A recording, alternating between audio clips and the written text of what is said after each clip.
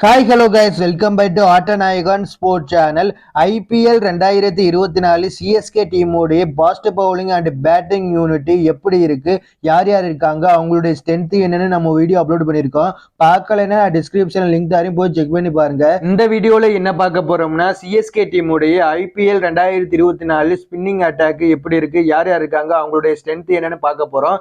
நீங்க மறக்காம நம்ம சேனலை சப்ஸ்கிரைப், லைக் பண்ணிட்டு சப்போர்ட் பண்ணுங்க. அப்பதான் நான் போற வீடியோ உங்களுக்கு வந்துகிட்டே இருக்கும். நீங்களும் பார்த்துட்டு லைக் அண்ட் சப்ஸ்கிரைப் பண்ணுவீங்க. சிஎஸ்கே அணி ஏன் சக்சஸ்ஃபுல்லா இருக்காங்கன்னா அதுக்கு முக்கிய காரணமே அவங்களுடைய ஸ்பின்னர்ஸ் தான். ஃபாஸ்ட் பவுலர்ஸ் ஃபெயில் ஆகும் போது ஸ்பின்னர்ஸ் மேட்சை மாத்தி விட்டுருவாங்க சிஎஸ்கே அணிக்காக. அதனால தான் இவ்வளவு பெரிய பிரான்ச்சைஸா இருக்கிறாங்க நம்ம சிஎஸ்கே அணி. பிளேயர்ஸ் எல்லாம் ஆக்ஷன்ல கரெக்டா எடுத்து வச்சிருக்காங்க. அதுவும் நம்ம சென்னை சேப்பாக் ஸ்டேடியத்துல பயங்கரமா ஸ்பின் எடுக்கும், நல்ல டேனும் பண்ணோம். அதுக்கு தகுந்த மாதிரியே பிளேயர்ஸ் எடுத்து வச்சிருக்காங்க. அதுல ஒரு பிளேயர் தான் ரவீந்திர ஜடேஜா. சிஎஸ்கேவின் தளபதினே சொல்லலாம். அப்படிப்பட்ட ஒரு பிளேயர் தான் ரவீந்திர ஜடேஜா.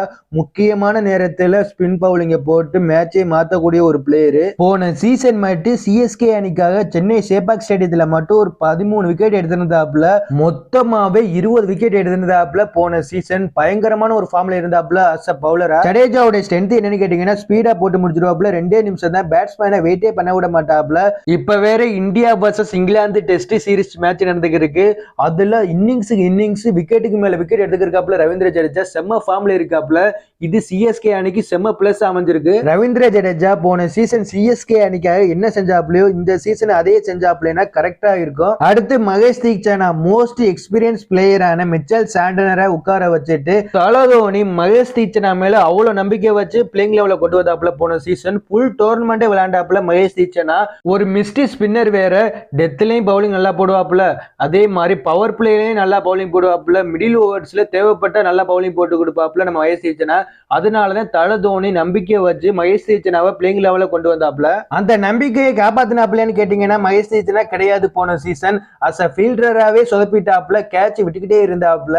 பவுலிங்லயும் கொஞ்சம் சொதப்பிட்டாப்புல. நான் கூட நினைச்சு சீசன் ஸ்டார்ட் ஆகும் போது, ஆகா நம்ம சென்னை சேப்பாக் ஸ்டேடியத்துல மகேஷ் தீக்ஷனா பயங்கரமா பெர்ஃபார்ம் பண்ண போறாப்புல. ஒரு மிஸ்டி ஸ்பின்னர் வேற பயங்கரமா டேனாவும் சென்னை சேப்பாக் ஸ்டேடியத்துல வேற லெவல் பண்ண போறாப்புல நினைச்சு கடைசியில ஒண்ணுமே பண்ணவே இல்லை. பட் இந்த சீசன்ல என்ன செய்ய போறாப்புலன்னு வெயிட் பண்ணவே பார்க்கணும். அடுத்து மிச்சல் சாண்டனர் ஒரு டீம் மேனே சொல்லலாம்.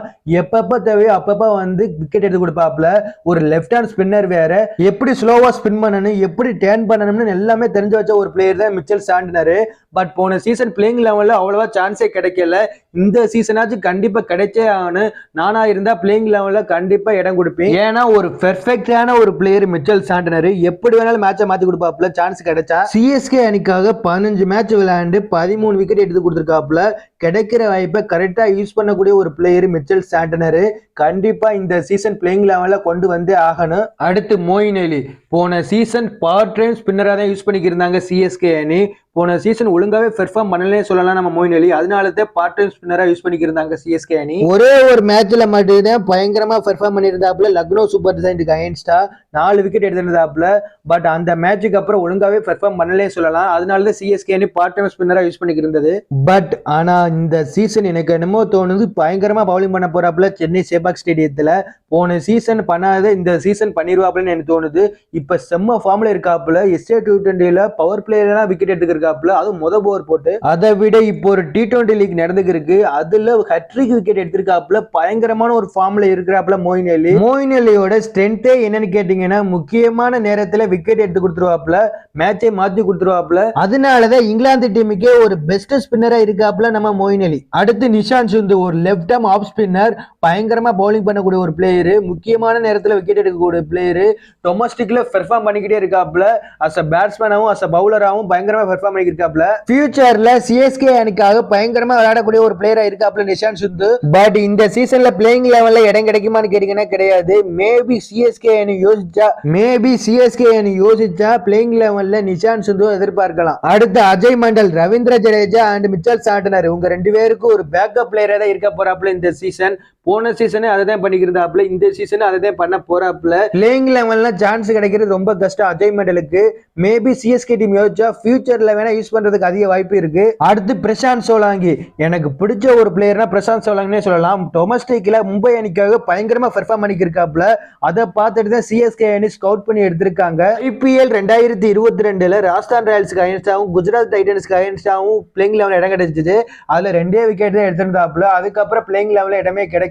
பிரசாந்த் சோலாங்கி ஒரு சேர்ன்வார்னே மாதிரி, சேர்ன்வார்னே எப்படி பவுலிங் போடுவாப்புல அதே மாதிரி போடுவாப்புல. ஒரு ரைட் ஆர்ம் லெக் ஸ்பின்னர் வேற, கூலி எல்லாம் போட்டு பயங்கரமா விக்கெட் எடுக்கிற ஒரு பிளேயரு.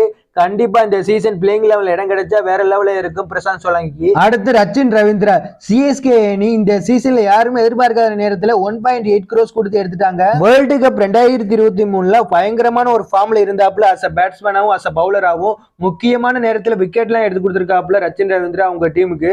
பட் இந்த சீசன்ல ரச்சின் ரவீந்திராவை அஸ் அ பவுலரா யூஸ் பண்ணுவாங்களான்னு கேட்டீங்கன்னா கிடையாது.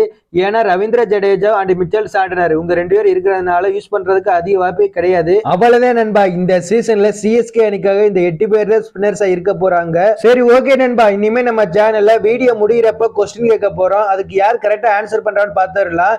சிஎஸ்கே அணிக்கு ஸ்பின்னர்ஸா இருந்து அதிக விக்கெட் எடுத்து பர்பிள் கேப் வின் பண்ண ஒரு பிளேயர் யாரு, அது எந்த சீசன்ல எடுத்திருக்கா அப்படின்னு கமெண்ட்ஸ்ல சொல்லுங்க.